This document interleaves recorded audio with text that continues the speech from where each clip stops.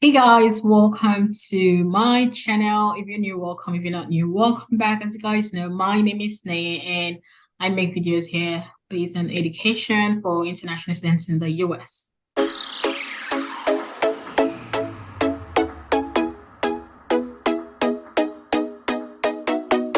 Guys, this is Favor and Favor is studying in the US for free. Hi, Favor. Hi everyone. Could you please give us a little background of yourself? Yes, sure. My name is Omar, just like my abbreviated name, and I go to school in Houston, Texas, at Texas Southern University. I'm a computational physics and mathematics student in my final year, so I'll be graduating soon, class of 2023.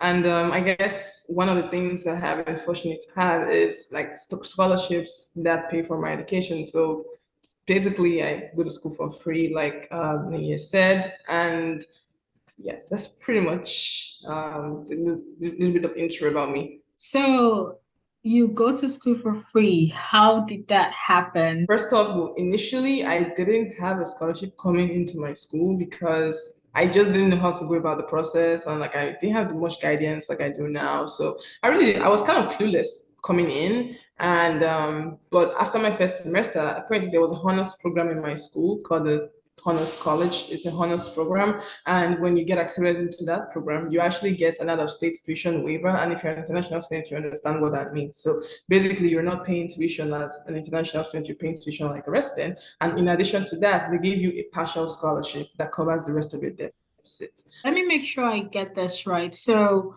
when you were coming in, like for your first semester, how did your tuition get covered? My family. Okay, your parents covered your first tuition, And I but then, took out a personal loan to cover okay, the rest of it.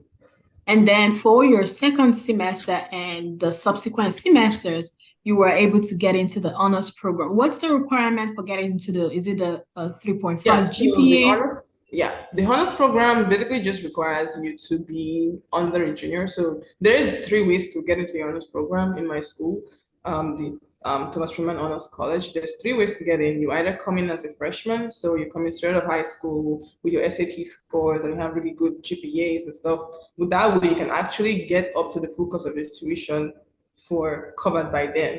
But if you're coming in as a continuing student, which is you've already been enrolled in the school, so mine was a little bit tricky because I came in the spring. So if I'd come in the fall, I probably would have been able to join the honors college just coming in. But then I came in the spring, so they don't accept people in the spring. You have to come in every fall semester. So it's high schoolers or people that graduated from high school, and then you have to go through an interview process. First of all, you have to get an application packet that has letters of recommendation from your professors, at least two professors, and you need to have a good GPA. So I think the GPA requirement for continuing students is a 3.5, but at the time I had a 4.0, so I had the GPA requirements, and then I also another thing you have to do is write an essay. So you have to basically write an essay that explains that talks about you. You just like brag about yourself, not too much, but like brag about yourself, your accomplishments, and things you basically what you have to offer to join the honors college. And then it's the final interview. So if they've decided, okay, we like this person, you have the grades, your teachers speak well of you and you have a good reputation, we would love you to join, but you have to go through the final interview process. So the final interview process, you get interviewed by the honors faculty. So you just have to be prepared to talk about yourself and things that you have to accomplish. You have to basically talk about your essay in person. And then after that, they give you a final decision. So they can give you, so they basically give you, most of the time, they depends on how high or low your GPA is. You get scholarships, like you get like out of state tuition waiver because of your grades, and then you also get like partial scholarships. So it could be ranging from 3,000 because the deficit could be anywhere from 4 to 5,000. So your scholarship could be like 1 5 year semester or 2,000 a semester. Or I even know someone that got 3,000 a semester and then his deficit for every semester was only $2,000 to pay out of pocket. You have to keep your GPA at least a 3.3, I think a 3.25. So you can't get anything, you can't get more than two or three Bs. So you have to get A's. You have to make sure you maintain your GPA because once your GPA drops, you go into academic probation. And for that semester, you don't get any aid. So you have to Okay. maintain your GPA every semester to keep getting financial aid from them. For you, you got accepted into the honors program. How much was your deficit that you had to pay out of pocket for the tuition I think my deficit was somewhere around $3,000 to $4,000 per per semester. semester? Yeah, Okay. And then you were able to cover the rest with external scholarships. with external scholarship. Okay. So can you then tell us about these external scholarships that helped you cover the rest of your tuition? So I guess like I've been privileged, or I've been I don't know the right word to use, but have been blessed to be, or fortunate to be able to have gotten external scholarship requires my tuition, because I understand like how difficult it is. Like personally, I come from a low income family, so I don't have the financial resources to pay for that. And then COVID hit, the exchange rate from Nigeria became like significantly became very, very bad. So getting money from home is like was basically half, or I guess like what you could use before was kind of messed up. So you don't really get as much as you could get it from home. So it was very, very difficult for that. So I think one of the first scholarships I got, which was like $5,000 at once, was for the Black Collegiate Gaming Association. So I do game as like a hobby and just like for fun.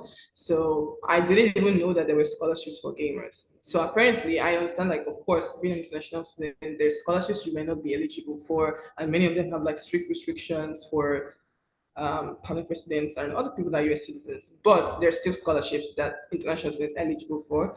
And also, I think there's some websites you can go on to look to. So that was one of the scholarships that I got, and also because of I think the scholarship also ranged from 3,000 to 5,000, but I got the max because my GPA was a 4.0. So you also have to make sure you keep up your grades. You have to have a very high GPA to be able to keep getting scholarships like being Scholarship. eligible for scholarships like this. So some of them require letters of recommendation. So if you have good relationships with your professors, that's a very, very good way to also get good letters of recommendation that are genuine, and they will actually put much thought into writing the letter of recommendation for you.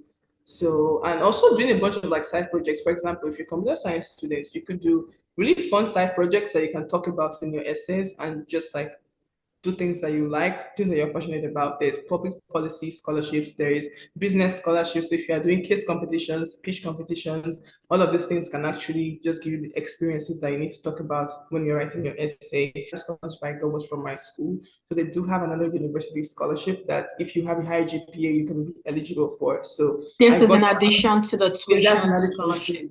yeah, to the first one. So that one is about $4,000 a year. So they give you $2,000 each semester, and it just basically covers a significant portion of the deficits too. Okay. So the other scholarship, the gamer scholarship, is that a recurring scholarship or is it a Um, one-time scholarship? so it's not. I don't think I have gotten any recurring scholarship. I just keep looking for new ones to apply Okay, to. so every semester you look for new scholarships and Yeah, like apply for new actually, I scholarships. started like the year before, so I just start applying. Like I look for as many as I can, and then I just apply.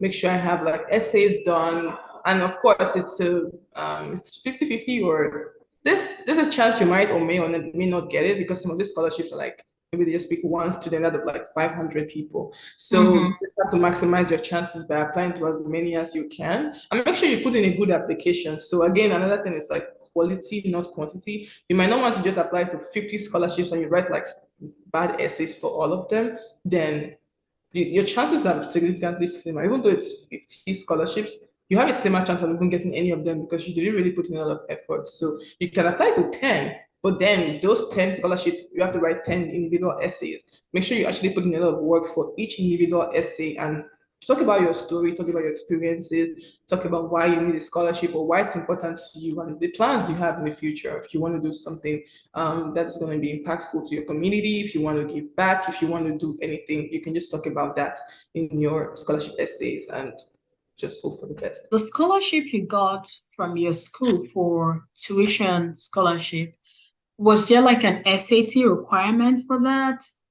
Since I was okay, so that's a really good question. So because I was already enrolled in the school, I just needed my GPA to be a certain level. I needed at least a 3.5 GPA and above to be able to get into Okay. the program.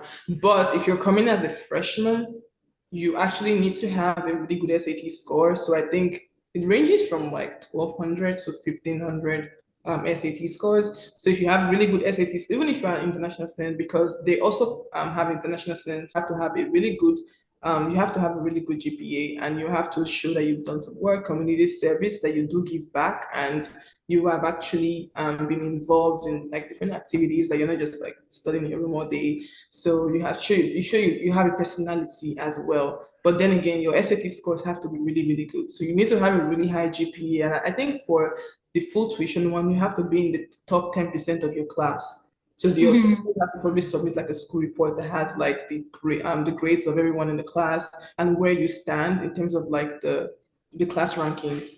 So you have to be in the top 10% of the class, and you have to have a really good SAT score of like a 1400 or 1300 and above. What I want to ask now is the scholarships have been covering the tuition, right? Mhm. So, what about your room and board, your books, feeding? So for room and board, it wasn't really that, it's not really that difficult because again, I don't live in the dorms. So I kind of saved a lot of money by not living in dorms. And I have a job on campus that I just kind of used to offset the cost of my living. So I don't even really have to pay a lot for half for my rent. It's way cheaper to live off campus, at Off least where campus. I am in Houston, because the dorms are like, I think it's like $750 a month for a shared room. And but you can basically pay half of that if you stay off campus. You can find way cheaper apartments off campus.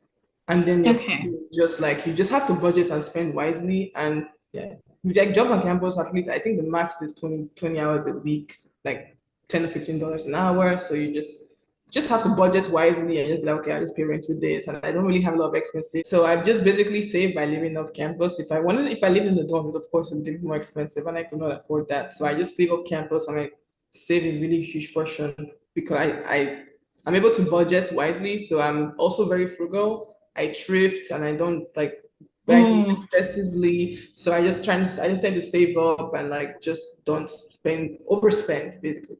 So, what is your advice to those that are trying to, because everybody wants to come here in school. So, what's your advice for people who are trying to, especially people that didn't get into Berea College? Because a lot of people, they've just been applying. And I'm like, apply to other schools and apply to other Yeah, scholarships. so I would say, yeah, Berea College is a really good school, but then again, it's not the only school in the US that gives full tuition or full ride scholarships. There's so many Thank of them, you. like state universities. Like it doesn't even have to be an Ivy League. There's state colleges, state universities, like little small schools that actually have good faculty. They have a really good quality of education, and they also give a full ride. And also, if students could look more into HBCUs as well, these schools able to like they have funding, and they do take care of like they have a very diverse group of students, and if you're academically sound and you have the academic qualifications, you have a very high chance of getting a scholarship there as well. Focus on really getting good SAT scores, and what I would say to do is to make sure you get a scholarship before you come. It helps, Yes. it just makes life so much easier. If you know, okay, I'm only going to pay for my house rent, then whatever external scholarship you get, you can just use that to pay for your rent. Or if you just use that to pay for books or whatever it is you want to get for yourself. But if you know that you have to make sure you get a scholarship before you come, if you are from a low income family, if you can afford it, then that's fine. If you feel like your finances are very, very, very okay, then that's okay. You can go to like a lower, you can also go to like a cheaper school. You don't have to come to an Ivy League and be in debt. You can go to a cheaper school that is within your budget. But then prioritize having good grades and writing really strong essays. Work on that essay and make sure it is very reflective of you as a person, your goals, your aspirations, and how that school will help you achieve those goals. And then work on your SATs so you can get a really, really good SAT score. There's so many schools that I know that give like up to a full ride even, because I think there's one top of my head I can remember, like Fix University. If you have an SAT score 1440 and above, you get a full ride scholarship to that school, and it's like a really good school. They have it really for computer science majors. They have a really good computer science program, You and called it what, fix?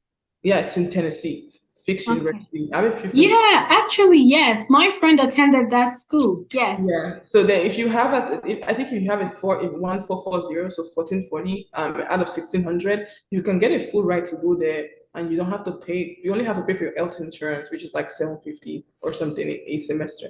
That's Mhm. compared to the cost of having to pay for school. So you're basically going to school for free or almost free. So Mm-hmm. that's things you can look into. You can look out for schools that have those type of scholarships that actually take care of their student body and are very, very helpful. Like if you have good grades, it's being rewarded in that sense. So yeah. Well, thank you so much. You guys have heard it from the horse's mouth. This is not me talking now. This is someone that is actually still, in the process, still has the scholarships and everything. So, yeah, Favor, I'm going to leave her Instagram right here on the screen. You guys can go follow her. Guys, don't forget to like, subscribe, and share, and I will see you all next time.